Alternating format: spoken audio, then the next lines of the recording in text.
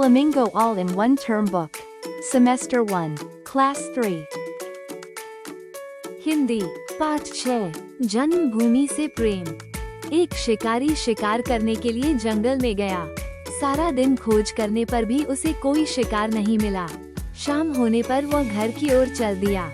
संयोग से उसी समय एक पेड़ के नीचे उसने एक हिरन को खड़ा देखा। उसने निशाना लगाया, पर भाग्य ने साथ न दिया और शिकारी का निशाना चूक गया। उसका बाण एक पेड़ के तने में जा लगा। वो एक विषैला बाण था। उसका विष सारे पेड़ में फैल गया। फल फूलों से लदा वो पेड़ सूखकर ठूंठ बन गया। उस पेड़ पर एक तोता रहता था। पेड़ के सूख जाने पर भी वो किसी दूसरे पेड़ पर न गया।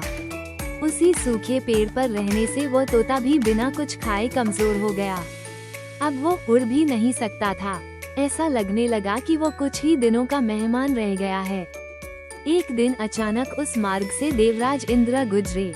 उन्होंने तोते को देखा तो उनका हृदय करुणा से भर गया।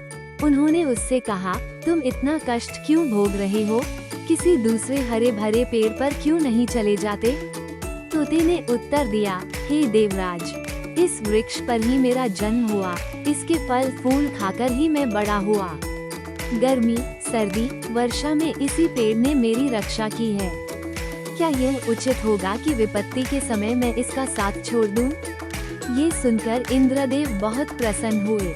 उन्होंने कहा, अपनी जन्मभूमि के प्रति तुम्हारा ये प्रेम देखकर मैं बहुत प्रसन्न हूँ।